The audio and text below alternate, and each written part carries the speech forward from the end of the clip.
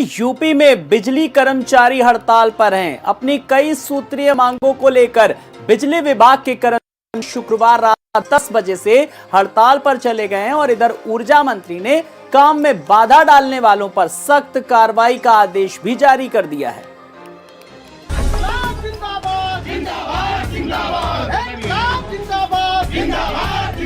Police के दम पर पावर हाउस नहीं चलेगा, नहीं चलेगा। पुलिस के दम पर पावर हाउस नहीं चलेगा, नहीं चलेगा। बिजली कर्मचारियों की प्रदेश व्यापी हड़ताल जारी है और कई जिलों में असर दिख रहा है।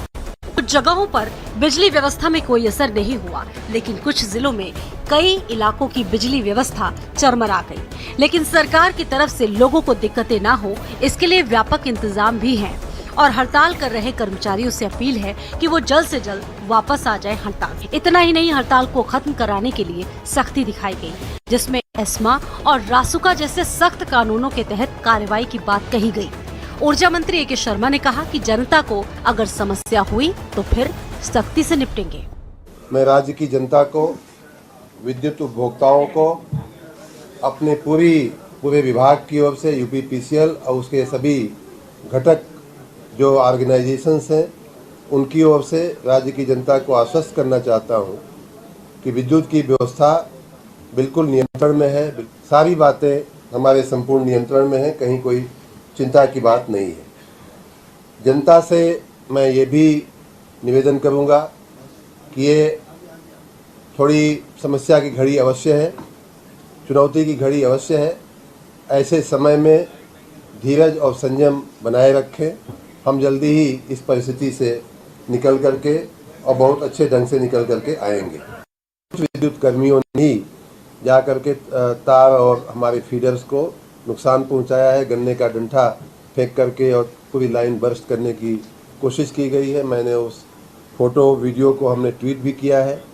ऐसी घटनाएं अगर होंगी तो कहीं वो व्यक्ति हो, चाहे वो जंगल में हो, देवरिया के किसी जंगल में से लाइन पास हो रही थी, वहाँ जा कर के लाइन को बर्स्ट करने का प्रयास किया गया। लेकिन मैं इतना ज़रूर कहूँगा, जंगल में हो, आसमान में हो, पाताल में हो, हम उनको ढूंढ निकालेंगे। जो भी ऐसा कृत्य कर रहा है उसके खिलाफ कार्रवाई अवश्य की जाएगी। प्रदेश के हर जिले में बिजली कर्मचारी अपनी कई मांगों को लेकर शुक्रवार रात 10 बजे से हड़ताल पर हैं। हड़ताल का सबसे ज्यादा असर लखनऊ, कानपुर, वाराणसी, सीतापुर और अमेठी में देखने को मिल रहा है, जहां पर बड़ी संख्या में बिजली कर्मचारी सड़कों पर उतर आए हैं। तो वहीं जौनपुर, ललितपुर, श्रावस्ती, सोनभद्र और चंदौली में बिजली कर्मचारियों ने जोरदार धरना दिया और सरकार से जल्द उनकी मांगों को पूरा करने की मांग की है।